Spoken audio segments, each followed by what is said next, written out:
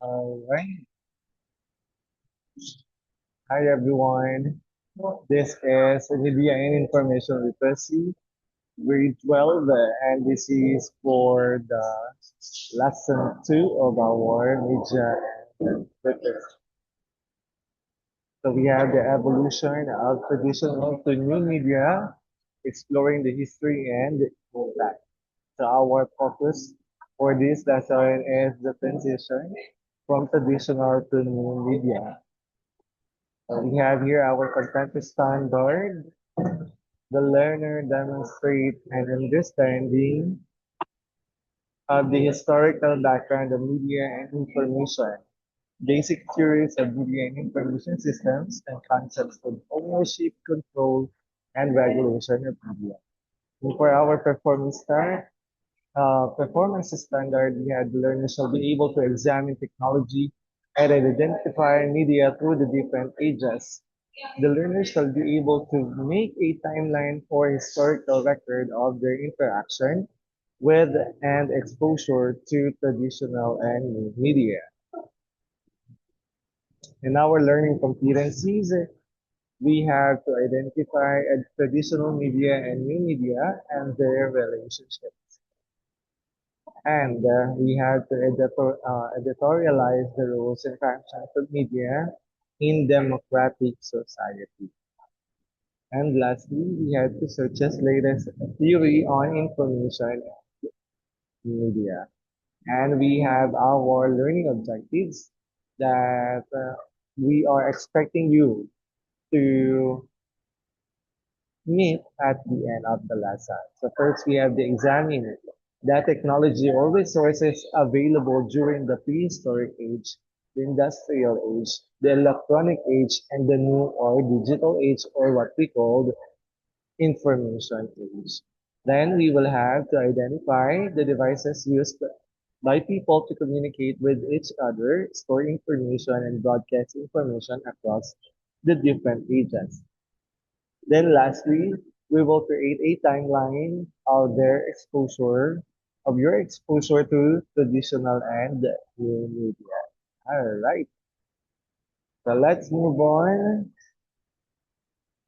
with this question. If the Titanic sank somewhere in the Atlantic Ocean, how do you think the news reached people in England and New York at that time? So how do you think the news reached people in England and New York? Through newspapers, through the word of mouth. What else? Through the telephone, radio broadcast. What else? So let's see if you guys are correct. So commonly during the time, Titanic was the Titanic sank in 1912. So the tragedy happened back in 1912 April 14. And during that time, radio and telephone were not yet invented. Yan. So ano po kaya ang kanilang ginamit to reach people in England and New York? So of course, ginamit nila yung newspaper. However po kasi, ang masama po sa newspaper, for example, if you are the survivor, and kung ano lang pinasaksihan mo bago ka na ligtas or bago ka umalis doon sa pinangyarihan, kung ano lang yung nasaksihan mo, yun lang yung ibabalita mo. That is the word of mouth. So, there's a tendency na hindi kumpleto yung information until the time na dumating yung rescue. So, what happened was, or what will happen, there are different point of view every time there is a new survivor that being salvaged.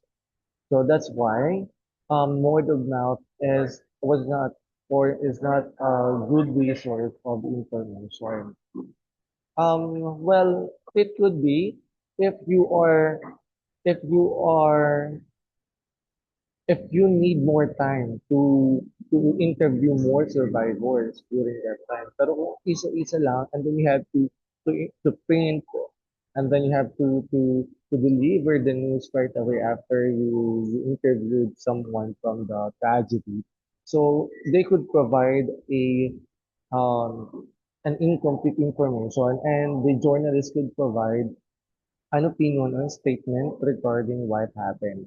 So what happened was during that time, medyo malabo pa yung mga information, and there was misinformation and disinformation that was spread out during the tragedy of, or after the tragedy of Titanic.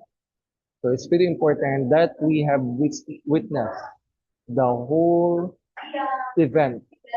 So it's not enough that we um, interview interviewed just one person or resource. So we really have to check all the resources, compare all the resources, connect all the information that we gathered, and that way you can complete the information, and we will come out with the interpretation correctly and according to the facts.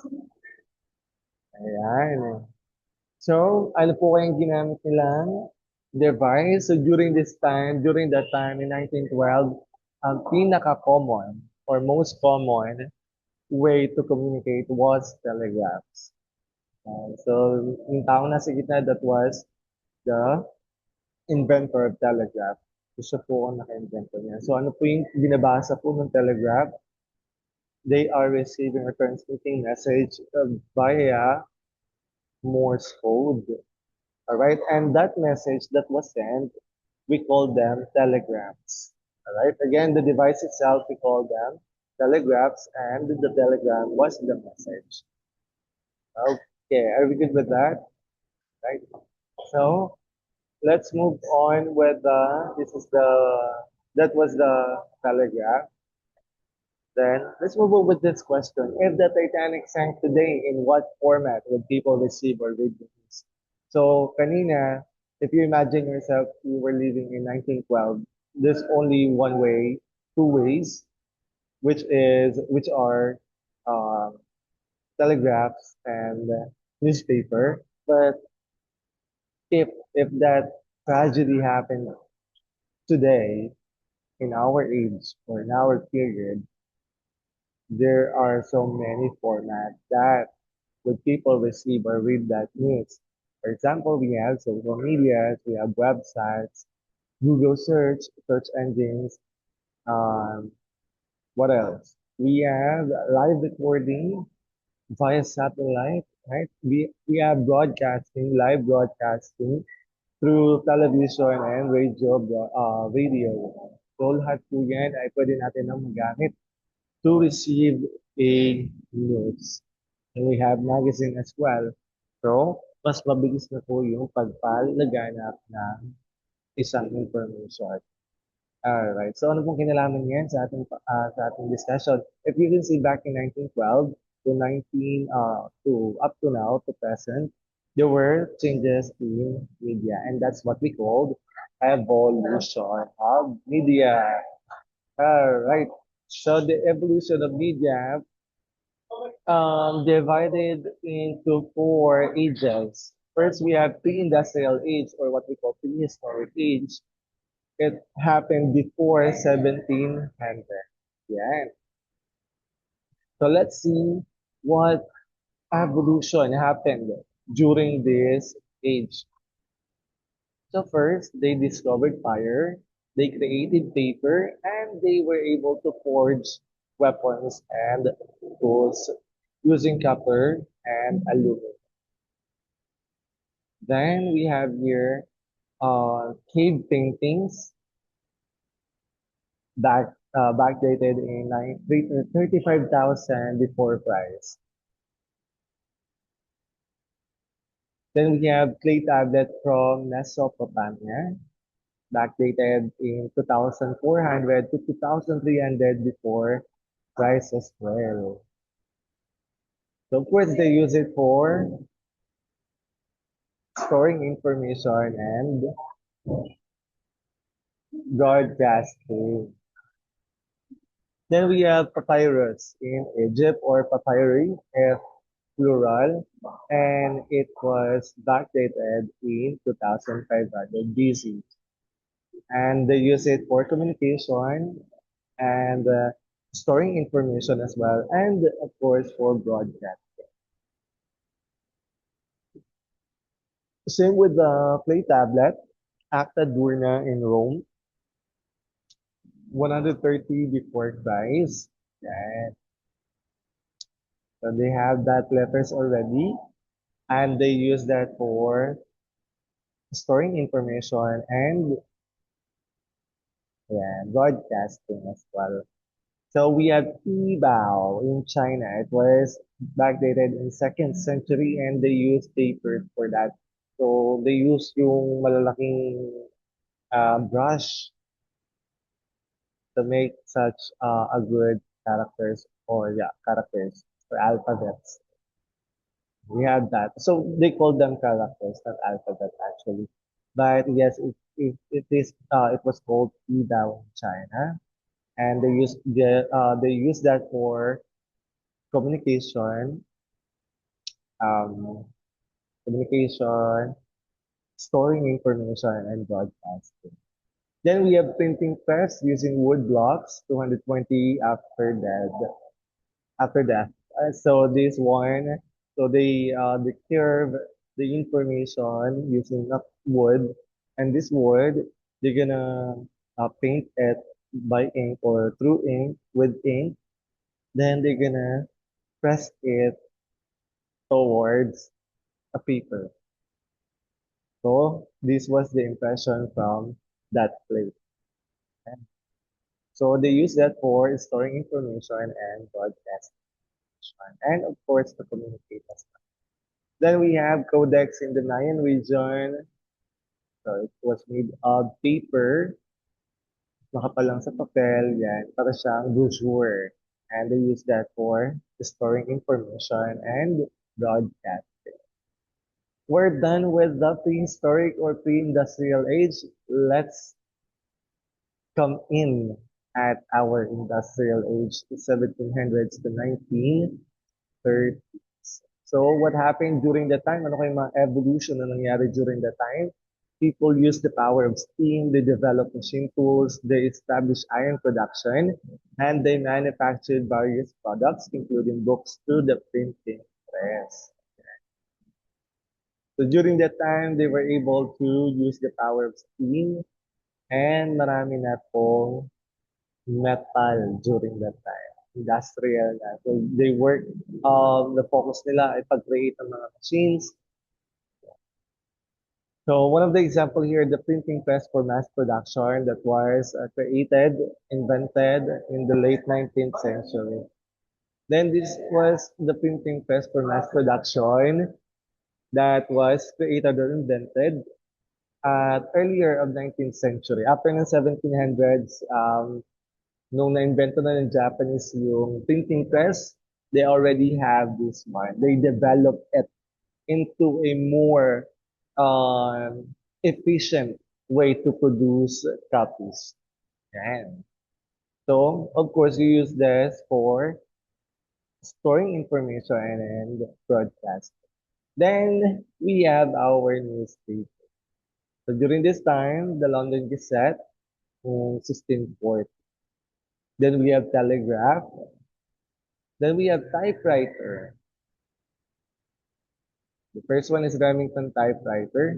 Then in 1877, they commercialized a very first telephone, and they called it DOS box telephone. Alright. So if you are rich, you have this kind of telephone. Pero this one, yung ganitong design nasa kanan, this one was more recent na lang of 1880s, something like that. Okay. Then we have punch card in the punch card machine to store information. And for example, na ating punch card. Then this is the kinetograph. So this is a camera that was used to produce film in photography and projection in 1890. Was 18. Right. So let's move on. Ano kaya nangyari after this? So they have created or invented a kinetoscope. So una po muna ang kinetograph. Then after they realized that there's a possibility that they captured movements. So that's why they created kinetoscope where it it has the capacity or the ability to show a projection of moving photographs. And so we call that box a kinetoscope. So it was between 1890 to 1893. So, so this was the idoloscope in 1894 or 1895. This was the projection or the camera that they used to produce a motion picture photography or projection that not just an individual could see that um, that motion picture. Hindi lang isa ang makakapanood, kundi marami ng individual or a large amount or a large number of people na. So ito na yung paglabas ng mga projection. And we called it a doloscope. And it was invented in 1894 to 1895. And then after that, they developed it in 1895. So it was in France. They produced or they patented, yeah, they patented an invention which they called cinematograph. Cinematograph. I don't know how to really pronounce it, but I believe it's since it's France. Let's just pronounce it normally. Cinematograph or cinematography. So it was a commercial motion picture. Sabihin, marami nang nakakapanood. So itong cinematography na to, this is a camera with projection and screen at that same time. So tutulo na po siya. And ang unang commercial motion na pinalabas was backdated in 1913. Then we have the Vitascope. So ang Vitascope po was developed in 1896. So they use it and it has the ability to capture sound aligning with the visual. So it was a motion pictures with sound. And the first commercial or the mass viewing of the first film that the Vitoscope captured was back in 1926. Again po, yung Vitoscope was developed or invented in 1896, but the first movies or the movies for its commercial use became famous during 1926 na lang. Ayan. So ito po yun, para hindi po tayo maluto. For our motion picture photography and projection, in 1890, we have kinetograph. 1891 to 1892, kinetoscope. 1895, idoloscope and early screen projection. Then we have cinematography, camera printer, and projector. Then we have Vitascope, screen projection in the US. Again, cinematography is from France. Then, ayan, sumibol na ang ating electronic age. So during this time, from 1930s to 1980s, ito yung mga media na umusbong or na-develop or na-invent during this age. And the most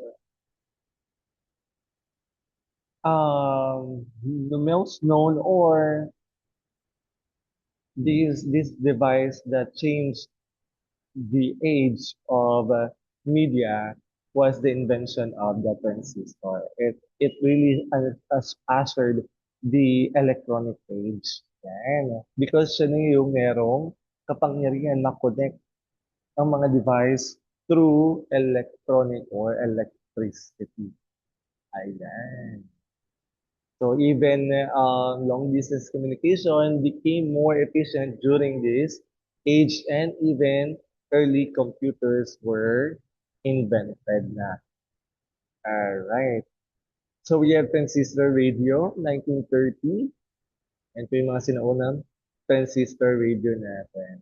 Then, after ng radio, we have created or invented the television in 1941. And then, after that, after television, since we have already a screen, na naglabasan ng ating mga computer. But our computer, during that time, didn't have any screen pa. More on, meron ng screen, but more on, ano sila, pinipindot-pindot na. Yan. So it, EDSAC of 1949. Then we have UNIVAC 1 in 1950. So these are large electronic computers. Then after that, we have developed mainframe computers. Yan. May mga um, screen na. And one of them is IBM 704 computer at NACA in 1957. So, yan po siya. So, before po yan, bago po siya tawaging computer, ang IBM 704, at tinawag po muna siyang 704 Data Processing System. So, yung buong kwarto na po na yan ay CPU ng ating computer. Then, after that, naglabas na rin po, na-develop na rin po ang ating mga personal computers and ang existence of Apple. So, Apple 1, 1976. Then after that, na-invento na rin po, or yes, na-invento na rin po ang ating overhead projection in 1940 to 1962. So dun, sa panahon po na yan ay na-develop siya at naging mas commercialized na po siya. Then after that, at late 1968 to 1989, naging LCD projector na po tayo. Nagpo-produce na po tayo ng LCD projector, lalo na noong 1989, late 1989, nag-produce ang HP ng kanyang LCD projector. Alright, so that was the end of the electronic age, or the beginning, not really the end, but the continuation of the development of electronic age up until our age today. And however, the focus of our media for this generation, for this period, was all about digital and information. That's why it was called new media or digital or information. So it was from 1990s to 2000 or present. So for our web browsers, yan, nagkaroon na tayo ng web browsers. And during this information age, dito nagsimula ang internet. Yan, kaya tayo nagkaroon ng web browsers. So ang internet, ang purpose niya is to connect each devices. Para lahat ng data ng isang computer ay makukuha mo rin sa kabilang computer. Something like that. So yun po yung purpose ng internet natin. And we still have the same purpose of our internet to connect not only our data but to connect with the people and society of our world today of our world today. So one of these discovery or invention was web browsers. So were one of them was Mosaic of 1993. So ito po ay nagbibigay na ng mga information and store information.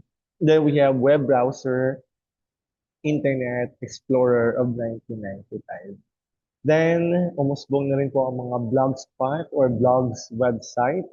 And one of them is I don't know if this blogspot still exists, you can check. But yes, in 1999, Blogspot was introduced. And And then Live Journal as well, 1999. And then we have WordPress of 2000. Then, in 2002, nag-usbungan na ang mga social networks. So, kasi parang information or transferring data ay hindi lang pala yun yung kayang gawin ng ating computers, but um, store pictures as well. Ayan.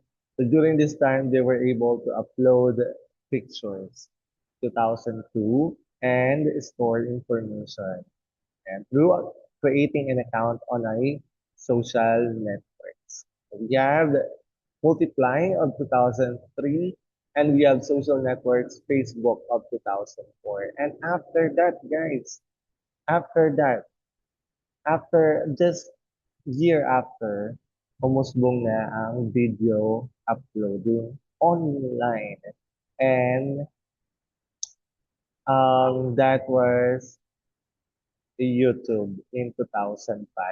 So dito, hindi lang mga photos ang na-upload, pati na rin po ang mga videos. So storing information and of course, broadcasting. Hindi nga lang po live. And then, during this time, dumating na po ang mga microblogs. Yan. So, microblogs po, consider ang Twitter, Tumblr, yan. So, sila po yung mga pinakakilalang microblogs. Hindi po sila social network dati. So, magbibigay ka lang ng comment. It was a microblogs. So, Twitter was backdated in 2006 and Tumblr in 2007. Right? And then after that, naglabasan na ang ating mga virtual realities and augmented reality. So for virtual reality was dadalhin ka niya sa mundo niya. Okay? Susuotin mo yung video, ay yung ano, yung parang, how do you call that? I don't know how to call that. But that virtual reality shade, you're gonna wear that. Then through that, it will bring you there on their world. But in augmented reality, instead of transporting you to the virtual reality, dadalhin yung mga characters sa mundo mo. So you still have the same background, the same environment, but there is an existence of augmented realities or characters, augmented characters. So unreal characters, fictional characters in your world, in a real life world or environment. So yun po yung pinagkaiba ng augmented reality and virtual reality. So we're not going to watch it anymore. Then we have Skype. So dito na umusbong ang mga video chatting. So Skype was invented back in 2003. And then we have Google Hangouts, backdated in 2013. Then after that, oh no, actually not after that, but we already have search engines, and so maliban sa web browsers, we have search engines such as Google in 1996 and Yahoo in 1995. So dito pwede na tayong mag-search sa web browsers. May mga information lang, mga news, nakasave na mismo dun sa website. But this time, sa Yahoo, we can we can interact with any other websites, web browsers. Then, portable computers, naglabasan na rin like 1980.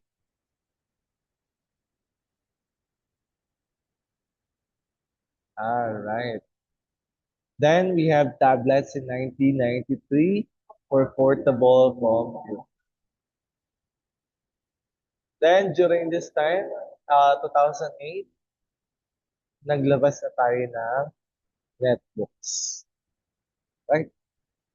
Then of course, after that, 2008, 2005, hold on guys.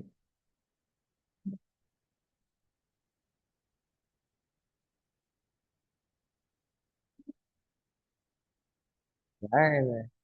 So tayo ay nagpatunog lamang po ng ating hold on guys. Bato.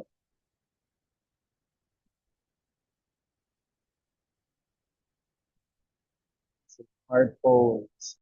Cellphone. Alright, and then hindi pa po natapos din, meron na po tayo na inventong mga wearable technologies. And most of them were created for health conscious people. And then we have cloud sharing, bumalik tayo sa ating purpose ng which to connect all the devices to data to have an access of our data, whichever or whatever device you are using. So we have cloud sharing and big data for information. Yan, so medyo maingay tayo. Alright, yes. Alright. So, since we are done, ay natapos natin lahat ng discussion natin, we will now have our activity for this lesson. So, knowing your media at different ages. So, ano pong gagawin natin? What we're going to do? We're going to do is the learners form groups of, I don't know how many, pero be prepared lang. So, what we're going to do, we're gonna present your activity in front of the class by filling out the table here. And so what are we going to do? We're going to classify or identify which devices po kaya ang nababagay sa bawat label na to or katanungan na to. For example, we have what format equipment did people use to communicate with each other? What format equipment did people use to store information? And what format equipment did people use to share or broadcast information? So, yan po ang ating mga classification. So, what we're going to do from based on the discussion, you will provide the four stages or the ages, and then on each stage, you're going to classify them if that equipment or format was used to communicate, to store information, or to broadcast information. By the way, guys, may mga technology na nagko-coexist at the same time. For example, at the time of electronic age, natapos po yun sa projector. So that, it doesn't mean po na hindi na po siya nag-exist pagpasok ng information age. Yes po, nag-exist pa rin po siya. At patuloy pong na-develop. Kaya po ngayon, meron pa rin po tayong mga projectors, LCD projectors. Ngayon nga po ay nagiging LED projectors na rin po sila. And it means that even our yung mga devices natin nung electronic age, we can still see that during information age. So we call that incident or that situation, we call them media convergence. Again, it's media convergence when the two age or the two devices from the different age coexist together. All right? All right. For example, typewriter and then television, radio, the transistor radio, and that let's say computer means that they could really it could really happen. So are we good um with our activities? So we will do that when we come face to face. But let's skip that first. Let's think of it. Given the available media that we now have in the world, what are its roles and functions in a democratic society? What do you think is the roles and functions of available media? All right, do you have any idea, guys? Okay, so one of the roles and functions of media in democratic society is being channel. It serves as the channel. In what way? It provides opportunities for people to communicate and exchange ideas It allows individuals to share information, tell stories, and express opinions. And it serves as a platform for public discussion and participation. All right. Then, other than that, being the channel or serves as a channel, it serves as the watchdog as well. Why? Because it monitors and exposes corrupt practices in government and the private sector. And it holds leaders and institutions accountable for their actions. Pero nangyayari ba talaga? Nagiging accountable ba talaga? Sometimes wala nga nakukulong. Pero alam na natin na mayroong krimen pero walang nagiging accountable for that crime. Then next, we have creates a space where governance can be questioned and scrutinized by citizens and helps ensure free, fair, and transparent elections. That's how the one of the function and role of media in democratic society. Meron pa ba? Yes, meron pa po. It is being the resource center. It serves as a gateway for information and knowledge. It provides the public with news, educational content, and important updates. And of course, it preserves the community's memories, culture, and heritage. And it acts as a valuable source of academic and historical information. Alright. Meron pa ba? Yes, meron pa po for the last one. Yes, the roles and functions of media in democratic society, it serves as an advocate as well. So it promotes awareness of important social issues and public concerns. It gives voice to marginalized groups and communities. It bridges the digital divide by making information more accessible through various media formats and platforms. And lastly, or not lastly, but to summarize, it encouraged civic engagement and social participation. So yun po ang mga roles and functions of media in democratic society. Again po, ano po, serve, media serves as the channel, watchdog, resource center, and it serves as the advocate of the democratic society. All right.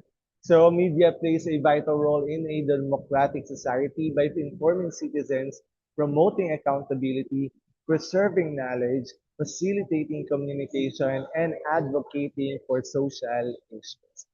Through this function, media helps strengthen democracy and empowers people to participate in public life. Yeah. All right. So do we have any question po ba? Alright. So we can ask your question or clarification regarding our lesson during our face-to-face classes. Alright. And I want you to assess yourself after all this lesson, after we discuss this lesson, in what way does media affect your life? And I want to have your answer during our face-to-face classes. All right. So once we meet again, hopefully that we have already assessed ourselves and we are able to answer this. And again, guys, when or where are we going to get the answer? So from the provided information from this discussion. All right. Again, do not, wag na lumayo. Kasi the answers are already in the discussion. So we just want to make sure if you understand the discussion by assessing yourself. All right. So please review the lesson, review the discussion, and try to answer this question. Then, of course, before we end this lesson, we really have to produce a performance task to show or to see if you have able to understand and apply your learning from this lesson. So this is activity 2 verse 2-1 timeline of communication across devices or timeline of communication devices across the ages. So we have instructions here. Please read na lang po. We have form a group of as assigned by your teacher. Create a timeline presentation showing the evolution of communication and information devices from prehistoric age, industrial age, electronic age, and digital age. All right. Meron pa ba? Let's see here. Okay. So we have to arrange your output in chronological order, starting from the earliest to the most recent. For each age, include at least three devices or technologies. How many daw po? For each age, at least three devices. So hindi bababa sa tatlo, pero pwedeng humigit sa tatlong devices or technologies. Then, for every device in your timeline, provide the name of the device or the technology, then the approximate period and age, and then the brief description of that device or technology and its function in communication or information sharing. All right. Then your timeline may be created using Manila paper or cartolina, but I prepare digital infographic tools or PowerPoint or Canva. So you could choose one format only per group. Make your timeline visually clear and creative. Use arrows, boxes, or markers to show progression from one age to another. Be ready to present and explain how communication evolved across the different ages. Each group will present for 5 to 7 minutes, and all members must participate in the presentation. All right, are we clear with the instructions? O, instructions po yan ha. Wala po tayong gagawin dyan. Hindi nyo po yan sasagutan. That are just instructions. All right, this is our rubrics. And so you would know how you will be graded for these activities. So we have completion, graphics, mechanics, and content. Kindly read it all na lang po. All right po. So that we could have a perfect score for this activity as a group. So, ito po ang ating mga references where I get all the images and videos. So guys, if you have any questions, please do not hesitate uh, to inform me and please get in touch every single time. And I am very available during my break and time. All right. So thank you guys for listening. You have a wonderful day. Goodbye. See you next time.